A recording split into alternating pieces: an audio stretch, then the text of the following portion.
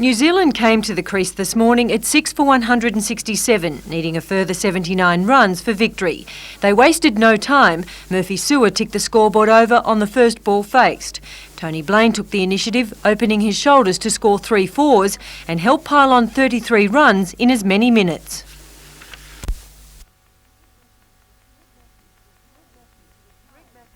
Greg Matthews retired with an apparent shoulder injury. Following this, news that he'd been dropped from the Shield team for Thursday's game against Queensland.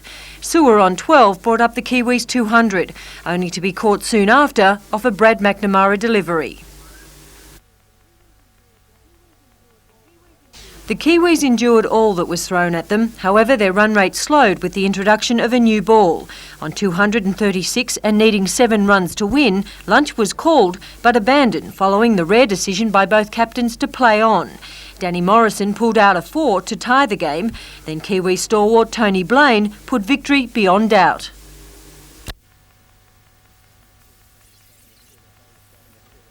I think that's fair to say. We're starting to find our feet and get into the sort of form that we know we can play, and another week's cricket in Tasmania will do us nicely for the test. For the Blues, it was the one they let slip away. I think we let ourselves down a little bit. We had a good first day and a half and then slackened off, and I think that just shows you what happens if you do slacken off against an international side. You get beaten. We should have won that game quite easily, I think. Catherine Lamond, NBN News.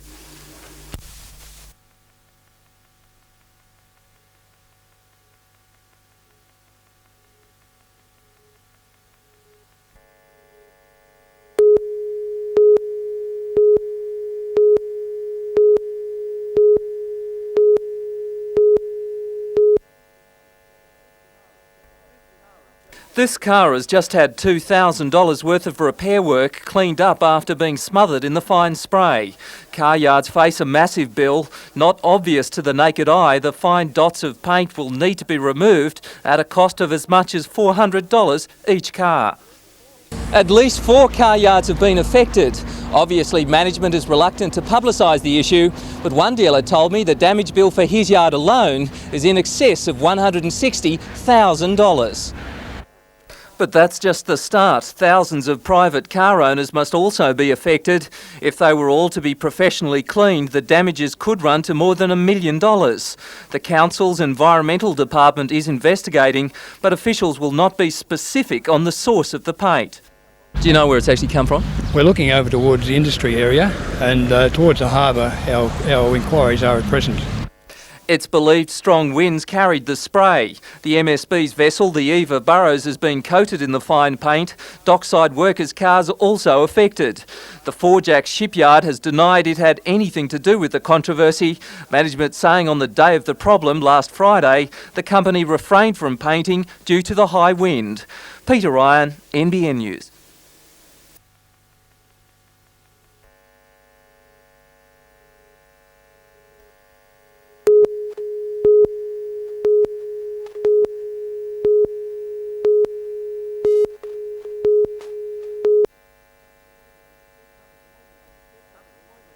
Unemployment in the Cessnock region runs at 19%, the highest rate in the Hunter.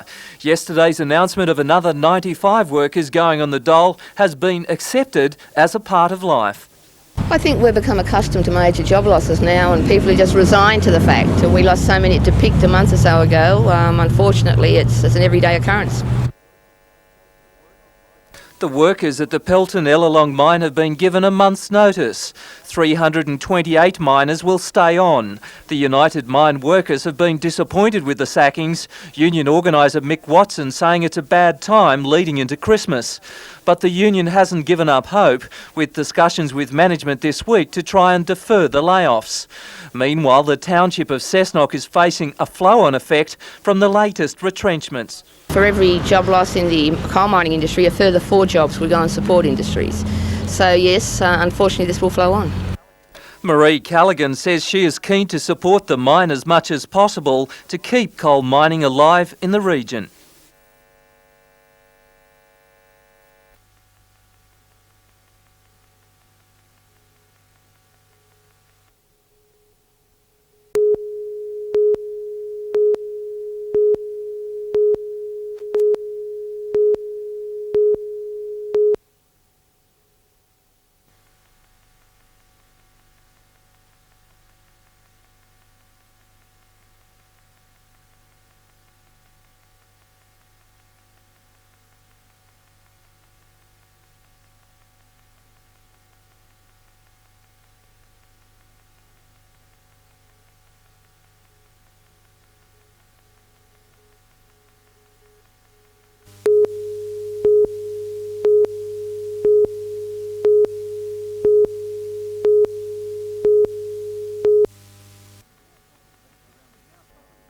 The announcement was beamed around the country on a satellite link-up. In Sydney and Melbourne there were big news conferences, and at Southport an enormous party in anticipation. While in Newcastle the only activity around the harbour at the time of the announcement was a lone fishing boat heading out to sea. And naturally the Queenslanders were happy with the result. The home of the sailing activities in 1994 will be the Southport Yacht Club. Congratulations.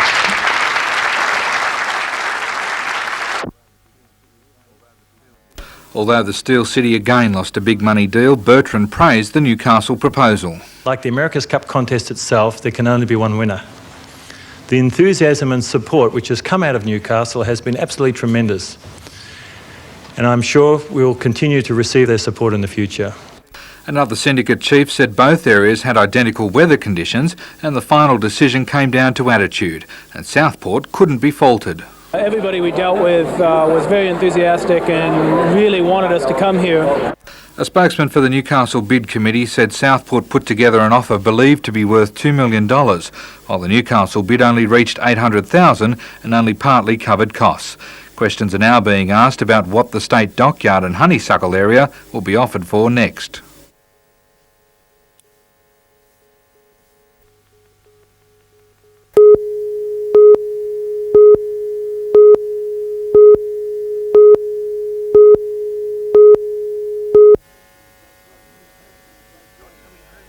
Not coming home from the Great War meant just that. 1 in 5 Aussie diggers was killed overseas. Only one Australian body, that of a commander, was returned from Gallipoli. It wasn't until the Vietnam War that our war dead were routinely returned to Australia. 2,000 soldiers from Newcastle and the Hunter died in the First War. 98-year-old Dave Shearman was recovering from wounds in England when the armistice was announced. Thank the all our God. There's a headline on the papers and it was my reaction also. Thinning ranks of diggers and their widows still come to remember. Ted Kenner wears the Victoria Cross he won for taking on a machine gun post and clearing the way for his mates in World War II. I'm only the one that's privileged to wear it, but I wear it for everyone. The remembrance ceremony in Civic Park saw shoppers stop and the faces of a new generation who came to learn. It was a moving moment when the public was invited to lay individual tributes to the fallen.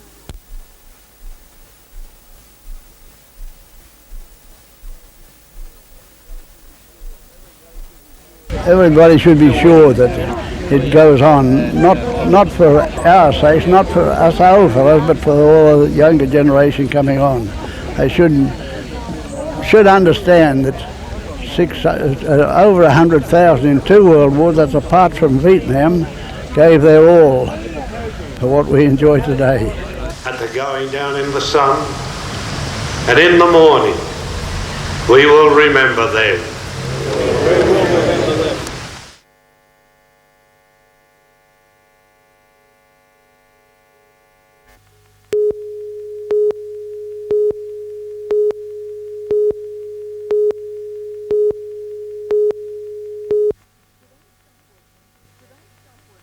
Today's Stop Work meeting dealt with 2 main issues, a 7.5% wage claim and a motion calling on nearly 380 members of the Waterboard Employees Association Salary Division to resign from their union. Members voted to defer any proposed industrial action regarding the pay increase, pending further negotiations in the Industrial Relations Commission. On the matter of changing unions, the vote was overwhelming. Well, the members have decided that, as far as they're concerned, they no longer want to be bound in an organisation which has a hostile central executive towards their interests, and they believe that their best interests, industrial interests and otherwise, are better served for the future with the Public Service Association. The 2 divisions of the Employees Association have been at loggerheads for some time. One side representing Hunter Water's wages employees, the other those on salaries, the difference in the main being outside and indoor workers respectively. The salary division says its autonomy was threatened, claiming the wages division has the support of the corporation's executives. As of yesterday, they've come out of the woodwork and they've declared their hand. They're now supporting the wages division and they're saying that they're not going to let us get a leg in as far as representing our members are concerned, but we'll see what happens in the courts. A spokesperson for Hunter Water said the corporation had no comment, claiming the dispute is an internal union matter, but did say an offer has been made to provide an independent facilitator to help resolve the issue. Melinda Smith, NBN News.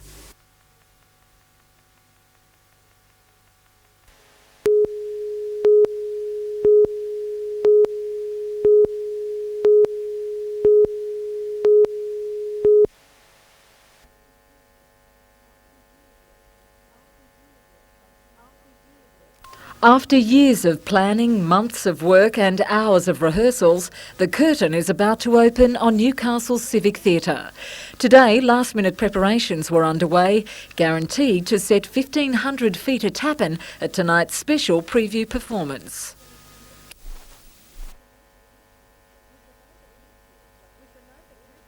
With the Novocastrian flavour, a rare jewel boasts a cast of big-name performers, some making their start in Newcastle. People like the wonderful dancer Claire McHugh, who's come back from Texas especially to do this. People like Irene Waugh, opera singer extraordinaire.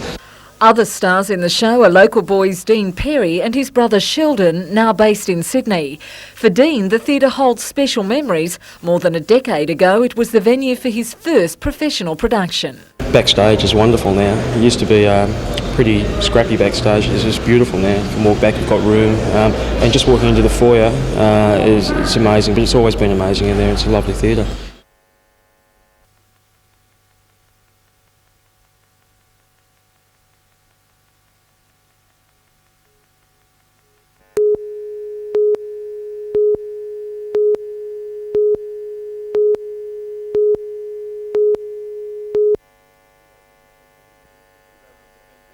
Australian Defence Industries put their cards on the table during a visit to the city today. The company announced it will lease part of the Maritime Services Board maintenance workshop site at Carrington for construction work.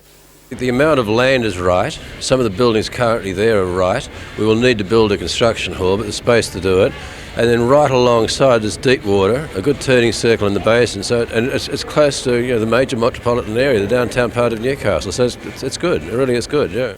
ADI has ruled out using the Ramsey fiberglass facility at Tomago, saying it has a range of difficulties.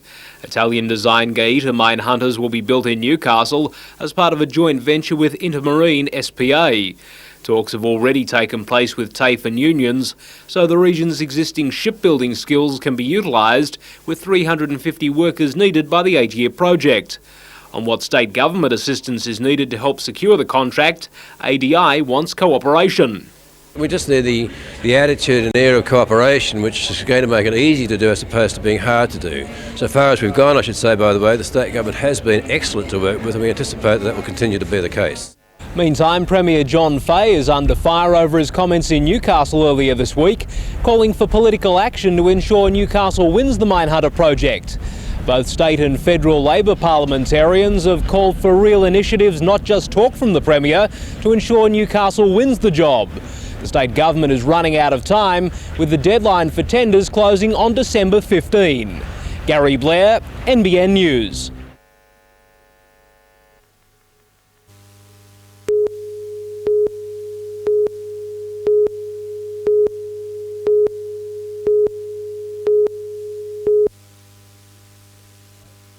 With a shift away from heavy vehicle inspection training in college, police are now being taught the job on the road.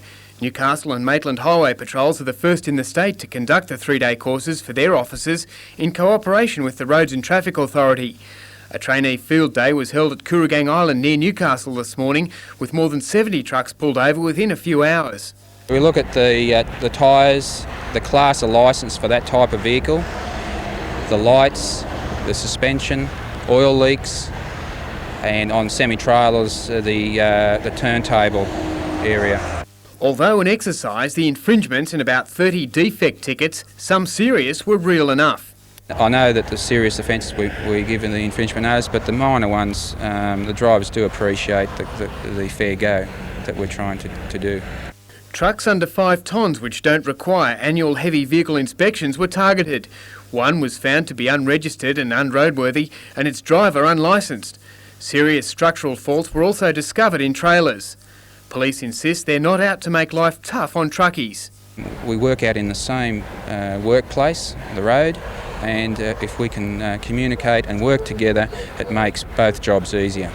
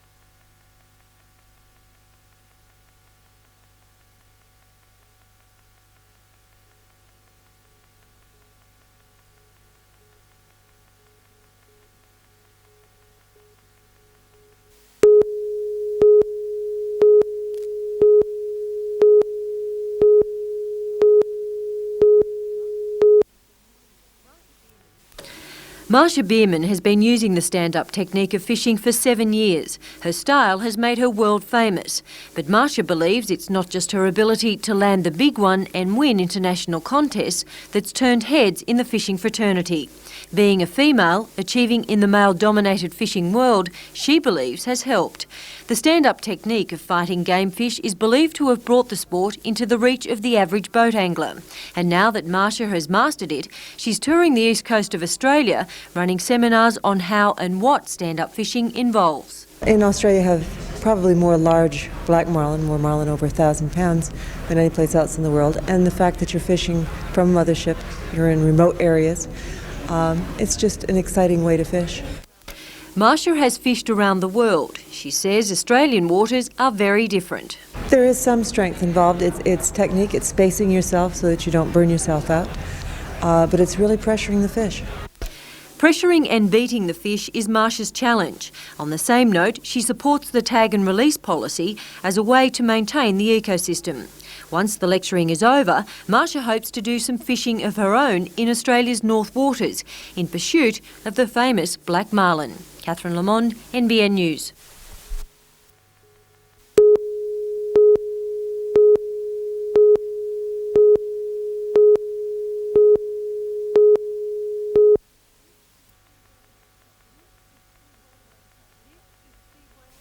This is Speedway motorcycle racing, both solo and sidecar. Today, some of the 116 competitors in tomorrow night's meet were out fine-tuning their moves at the Newcastle Showground. The 54 event card has attracted riders from around Australia, including champions like Newcastle's Stephen Davies and hopefuls such as 16-year-old Adam Taylor from Mulbring near Cessnock. After racing for 15 years, Doc Fulp from Branxton hopes his experience will help him win the sidecar event. The motorcycles reach speeds of 120 kilometres an hour and don't have brakes. A thrill Doc wouldn't trade for the world. Acceleration of the track mainly. Just love the sport. I've been doing it for so long now. The faster the better. Catherine Lamond, NBN News.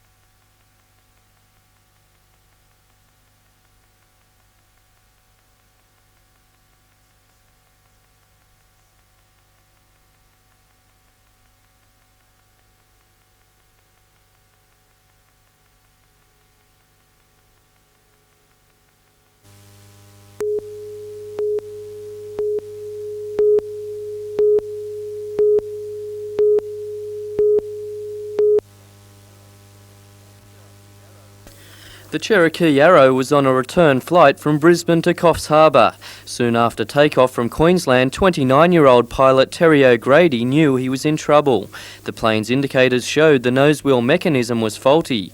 The fire brigade and SES gathered at Coffs Harbour Airport, but Mr O'Grady managed to land the plane relatively safely. I was told what to do, when to bring it in, and then after the plane had stopped and I got out, then I sort of got a bit concerned. So you're feeling relaxed now? Or? Yeah, I just had a stiff scotch to sort me out. The only casualty of the incident was the plane itself, which suffered nose damage and a snapped nose wheel. Jason Neuenhoff, NBN News.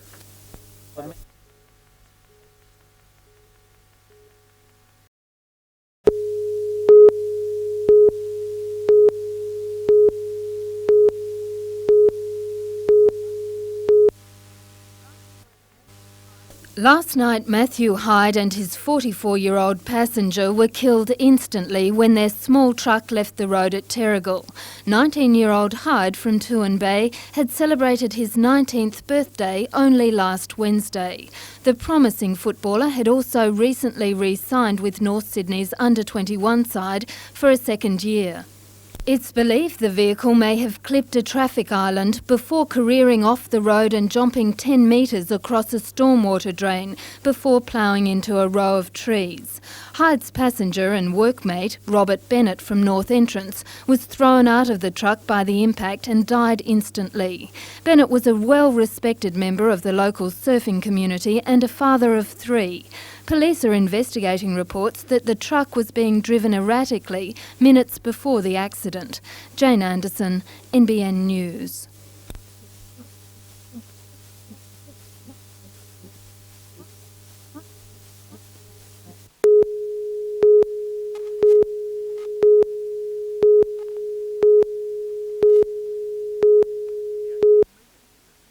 The 18-metre timber schooner was built at Swansea 60 years ago as the Pulba.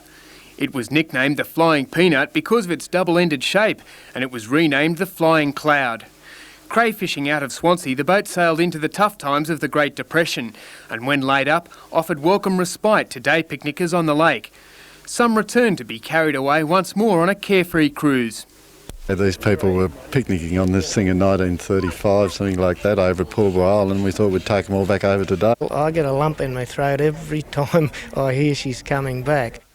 George Boyd's grandfather built the boat, which was to ride out the tough times and the tides of history. During World War II, it was pressed into service by the Americans. She did the mail run from Brisbane to Port Moresby and the mortuary run on the way back. She was fitted with a large freezer to bring the dead seamen back. Fully restored by its current owner, Des Rodman, the Flying Cloud is still registered as a crayboat in Tasmanian waters and is used as a charter and sail training vessel. And she's had to work for a living every day of her life and still is.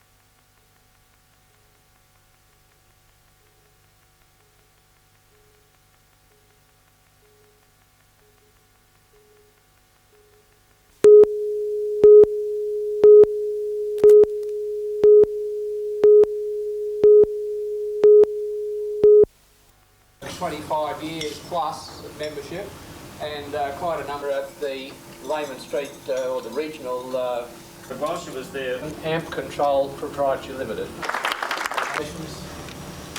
Congratulations. Look after that. In a prominent place. Thank you. Thank you.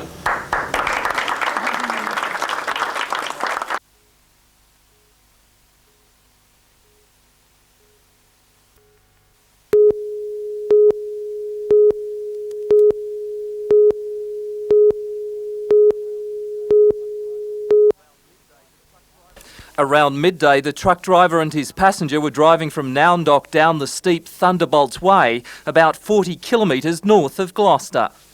Well, what it would appear, we've got a truck coming down the mountain, travelling towards Gloucester, loaded with cattle.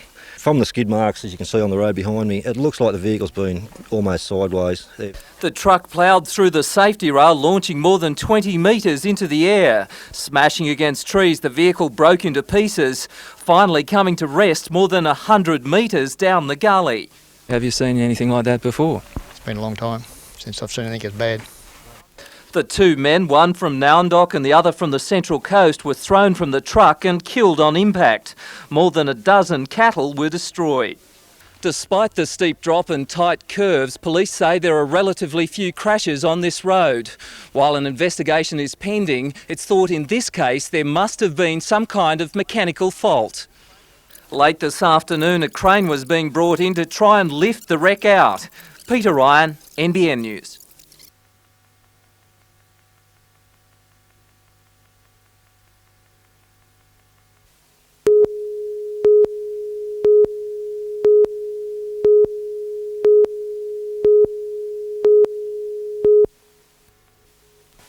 Police were alerted to the escape just after midday. 5 youths had been working in the grounds of the Mount Penang Centre when they knocked down a youth worker before stealing the centre's truck, making their getaway through the front gates. The vehicle was later abandoned along the F3 freeway near Summersby. One youth was caught, the others escaped into nearby bushland. Extra police units, highway patrol cars and the dog squad were called in, so too Pole Air. Late this afternoon, there was still no sign of the youths. Police say the search will be scaled down tonight. The apprehended youth is expected to be charged with escape from lawful custody. Melinda Smith, NBN News.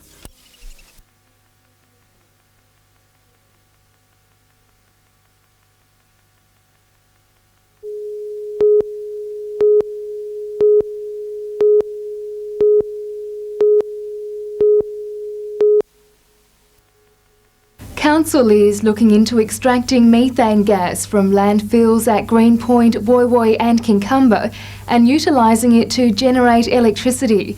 The plan is forecast to realise $30,000 to $40,000 annually and save council up to $50,000 in electricity costs. Health Program Manager Robin Benson says the scheme also has several environmental benefits. Council is interested in removing the gas from the landfills because it causes council a few problems, and one of those problems is odour. So if we can remove the gas, we can actually reduce the amount of odour coming from the landfills. It also, because it contains methane, it can be dangerous because it can cause explosions, so there's another important aspect. A preliminary study has been undertaken to assess the feasibility of extracting the gas, and Council has called for expressions of interest from companies willing to prepare a detailed assessment. Mr Benson says Council is keen to promote the scheme. Yes, the councillors of Gosford City have certainly indicated their support, and that support is there because I think they're a very environmentally conscious council, and this has numerous benefits for the environment. Mr Benson says while he expects a response from only a few companies, he maintains the process is viable. Jenny Crouch, NBN News.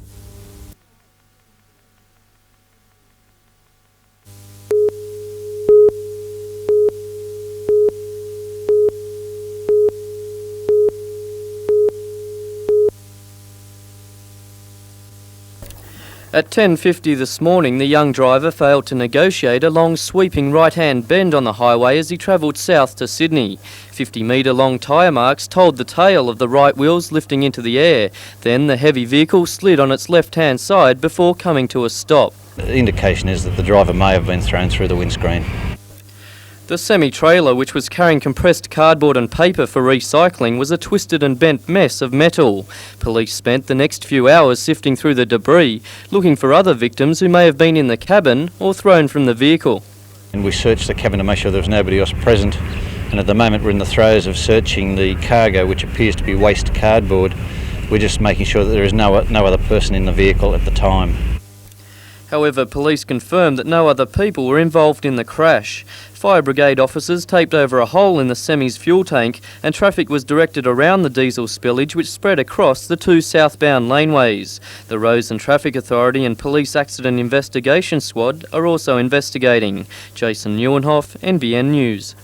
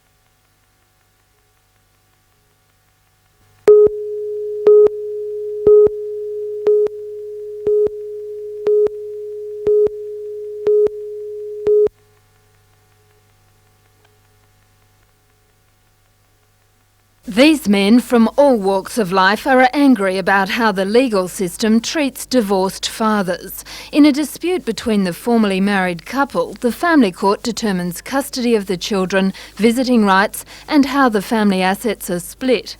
The Lone Fathers Association says many men walk away from a divorce without a home or even enough money to live on. We have had fathers who are living in mates' garden sheds in their backyards, and we've also had fathers who are living out of their cars. The Salvation Army agrees that some men simply can't afford to pay the amount of child maintenance specified by the court. We've come to the conclusion there's no way that in some situations they're able to meet what is required, and taking it to the extreme, yes, we've seen suicide as a result of it. The Lone Fathers Association is calling for change. An extensive review of the Family Law Act was completed by a joint parliamentary inquiry almost a year ago. It seems change may be on the way. According to the Federal Attorney-General Michael Lavache, a package of reforms flowing from that report will be released within the next couple of weeks. Jane Anderson, NBN News.